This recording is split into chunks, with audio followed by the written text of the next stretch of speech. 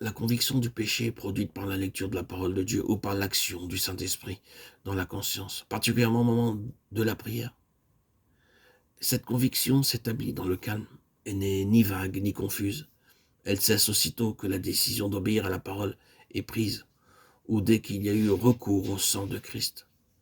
La véritable conviction de péché devient de plus en plus profonde à mesure que la lumière d'en haut pénètre davantage la conscience et la vie. La contrefaçon consiste en accusations qui viennent de l'extérieur. Elle frappe l'oreille ou se présente à la pensée de façon irritante, persistante. C'est souvent un discours confus, sans but précis. Ces accusations subsistent tant que les auteurs n'en sont pas démasqués. La confession des péchés n'y change rien. La victime ne réussit pas à s'en affranchir. La confession des péchés doit résulter d'une libre décision de la volonté. La volonté libre décide qu'elle obéira à la parole de Dieu et à la conscience.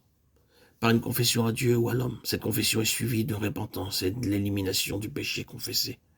Alors, grâce à l'efficacité du sang de Christ, le sentiment du péché disparaît. Lorsque cette confession se produit sous l'influence contraignante des mauvais esprits sur la pensée, sous leur accusation, alors les mauvais esprits en profitent pour créer des remords. La victime est alors contrainte de confesser des péchés bien souvent imaginaires, ce qu'elle fait dans l'espoir de s'affranchir de ces accusations qui, malgré tout, reviennent constamment à la charge. Que les manifestations sensuelles, c'est-à-dire celles qui affectent les sens, les émotions, soient provoquées par les mauvais esprits, nous en avons la preuve en ceci qu'il arrive fréquemment que l'esprit soit faussé par elles. Il y a souvent un esprit de blâme, de jugement des autres. La vision spirituelle, la mentalité est faussée, émoussée, et incapacité à reconnaître l'action de Dieu. Enfin, l'absence de cette puissance du Saint-Esprit qui convainc les âmes de péché, délivre les âmes, sauve les âmes. Tandis que sous l'action du Saint-Esprit, l'Esprit est amené en conformité avec l'Esprit de Christ.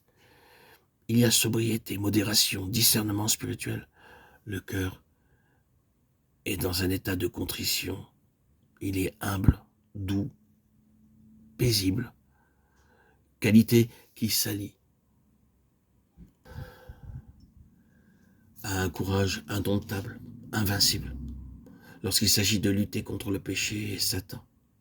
Enfin, les facultés intellectuelles sont claires et lumineuses. Ne soyez donc pas sans intelligence, mais comprenez bien quelle est la volonté du Seigneur. Éphésiens 5, 17.